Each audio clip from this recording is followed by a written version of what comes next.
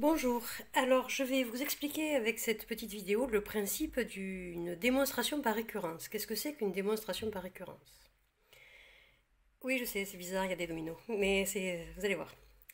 La démonstration par récurrence, c'est une démonstration qui sert quand on veut montrer qu'une certaine proposition est vraie pour tout n. Par exemple, on veut montrer que, je sais pas, que 2n est pair. Je dis ça, c'est évident, ça serait pas la peine de le montrer par récurrence. On peut faire une démonstration directe pour celle-là, mais c'est un exemple simple. Donc on veut montrer une propriété pour tout n, c'est-à-dire qu'on veut montrer qu'elle est vraie pour n égale 0, qu'elle est vraie pour n égale 1, qu'elle est vraie pour n égale 2, etc. jusqu'à l'infini. D'accord? Donc c'est comme si on avait une infinité de dominos, chaque domino représente une des propositions. Ça c'est la proposition pour n égale 0, pour n égale 1, pour n égale 2, ça c'est Pn pour n égale 3, Pn pour n égale 4, Pn pour n égale 5, Pn pour n égale 6, Pn pour n égale 7, etc. etc. Vous comprenez bien que si je veux montrer que cette proposition est vraie individuellement pour chaque Pn, je vais devoir faire une infinité de démonstrations. Et ça va prendre très longtemps. Donc, une autre façon de faire les choses, et qui s'appelle une démonstration par récurrence, l'idée, c'est au lieu de démontrer individuellement chaque proposition, on va démontrer que la première est vraie. Et on va démontrer que s'il y en a une qui est vraie, la suivante est forcément vraie. C'est exactement comme si on voulait démontrer que chaque domino va tomber. Soit on démontre individuellement que chacun des dominos tombe, et comme il y en a une infinité, ça va nous prendre très longtemps. Soit on démontre que le premier tombe, et que chacun fait tomber le suivant. Vous comprenez l'idée? Donc je vais démontrer que la première est vraie, et que si elle est vraie, alors celle-là est vraie, et que si elle est vraie, alors celle-là est vraie, si elle est vraie, celle-là est vraie, parce que si elle est vraie, la suivante est toujours vraie. Et dès que celle-là est vraie, la suivante elle est vraie, dès que celle-là est vraie, la suivante elle est vraie, dès que celle-là est vraie, la suivante elle est vraie, dès que celle-là est vraie, la suivante elle est vraie, et en cascade comme ça, elles seront toutes vraies.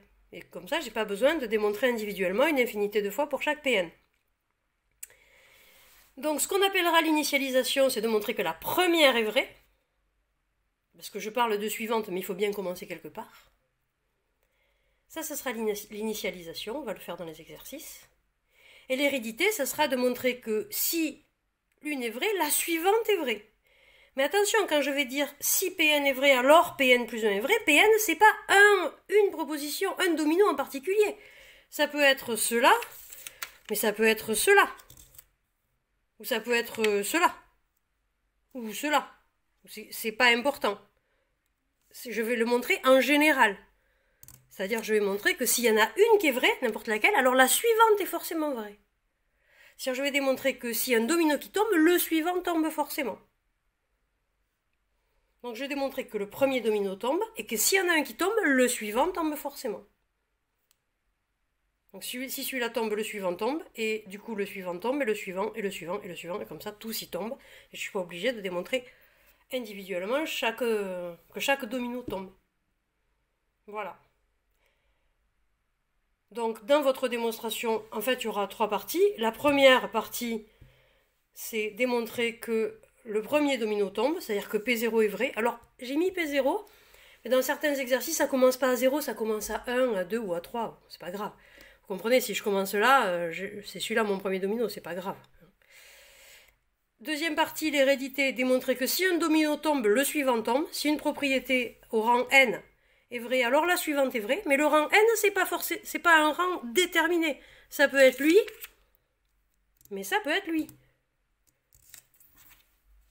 D'accord? C'est juste, s'il est vrai, le suivant est vrai. Et la troisième partie, ça sera la conclusion. Et là, j'espère vraiment que ça marche. La conclusion, c'est qu'ils sont tous vrais et donc tous mes dominos tombent. Yes, ça a marché. Voilà. Voilà, la récurrence, c'est ça l'idée. D'accord?